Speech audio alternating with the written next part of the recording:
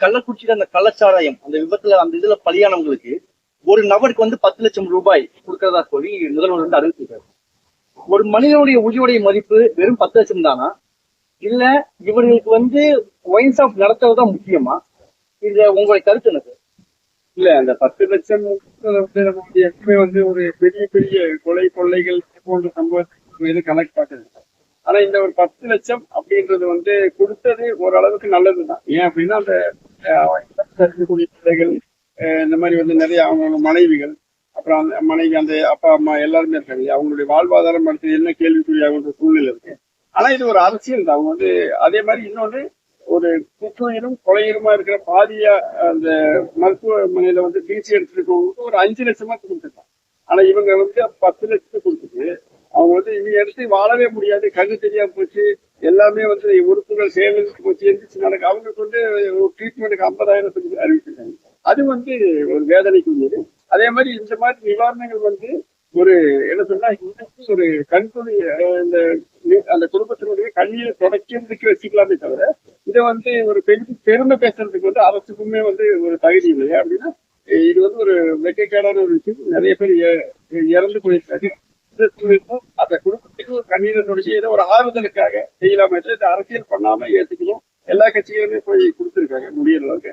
ஆனா வருங்காலத்துல இதை தடுத்திருக்கணும். தடுக்க தவறியது வந்து மிக அரசியல் ஒத்துக்கிறாங்க. அவங்க தடுக்க தவறியது இந்த மாதிரி இது சரிப்படுத்திக்கணும். அதுக்கு நம்ம ஒரு வரவேற்பு. கடந்த 6 ஆண்டு காலமாக நீங்க பயணிச்சுட்டு வரீங்க இந்த அரசியல் காலத்துல. இந்த 6 ஆண்டு காலமாக எந்த ஒரு தேர்தலையுமே சந்திக்காத ஒரு தேர்தலை வந்து இப்போ கடந்த பாராளுமன்ற தேர்தல் நீங்க சந்திச்சீங்க. அதுல அனைத்து இந்திய அண்ணா திராவிட முன்னேற்ற கழகத்துக்கு நீங்க ஆதரவு கொடுத்தது எதனால? அதாவது பாரதிய ஜனதா கட்சியோட கடந்த காலங்கள்ல வந்து அனைத்து இந்திய அண்ணா திராவிட முன்னேற்ற கழகத்துடைய பொதுச் செயலர் மறைந்த மாண்புமிகு அம்மா அவர்கள் வந்து எந்த ஒரு காலகட்டத்தையும் இனிமே பாசிச பாரதிய ஜனதா கட்சியோட ஒரு ஒட்டும் உறவும் கிடையாது என்ற ஒரு நிலையை எடுத்திருந்தாங்க.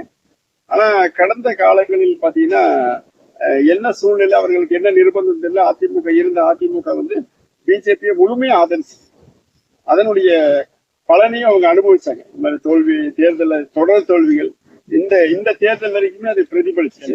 ஆனா கடந்த தேர்தலில் வந்து அவங்க வந்து அந்த அம்மாவுடைய ஸ்டாண்ட் வந்து எடுத்தாங்க. இனிமே நாங்க பிஜேபியோட எந்த ஒரு சூழ்நிலையும் நம்ம ஒட்டும் இல்லை, உறவும் இல்லை, கூட்டணி வச்சுக்க மாட்டோம். ஏன் அப்படின்னா ஒரு நல்ல பால், தூய பால்ல அதிமுகன்றது ஒரு நல்ல தூய பால். அதுல ஒரு துளி விஷம் கலந்தாலும் யாரும் மக்கள் குடிக்க மாட்டாங்க. குறிப்பாக சிறுபான்மையின மக்களோ அல்லது தாழ்த்தப்பட்ட பிற்படுத்தப்பட்ட வகுப்பினர் வந்து அந்த பால் குடிக்க மாட்டாங்க. அப்ப அந்த விஷத்தை வெளியெடுத்து வீசினாதான். ஆனா இன்னுமே மக்களுக்கு வந்து அந்த ஒரு பயம் இருக்கு. அதிமுக சில தலைவர்கள் நம்ம பேசும்போது நாங்க இப்ப பிஜேபியோட கூட்டணி இல்லைன்னு சொல்லுவோம். அப்படி இருந்துமே இந்த மாதிரி வந்து நம்ம கூட வந்து கட்சிகள் சேர வந்து வரமாட்டேங்கிறாங்க. சிறுபான்மை கட்சிகளாகட்டும், சில இஸ்லாமிய சிறுபான்மை கட்சிகள், இல்ல கிறிஸ்துவ சிறுபான்மை கட்சிகள், இல்ல தலித்திய அமைப்புகளாகட்டும் நம்ம கூட கூட்டணி வைக்க பயப்படுறாங்கன்னு சொன்னாங்க. அப்ப நான் சொன்னதுதான் நல்ல தூய பால்ல விஷம் கலந்துருக்கு. நீங்க விஷத்தை எடுத்துட்டேன்னு சொல்றீங்க, ஆனா இன்னும் சில பேருக்கு அது நம்பிக்கை இல்லை. எங்களுக்கு நம்பிக்கை வந்திருக்கு, அதனால நாங்க கூட்டணி. சேனலை ஷேர் பண்ணுங்க, லைக் பண்ணுங்க, சப்ஸ்கிரைப் பண்ணுங்க. ஃபைனலா அந்த மணி அடிக்கிறது மட்டும் மறந்துடாதீங்க.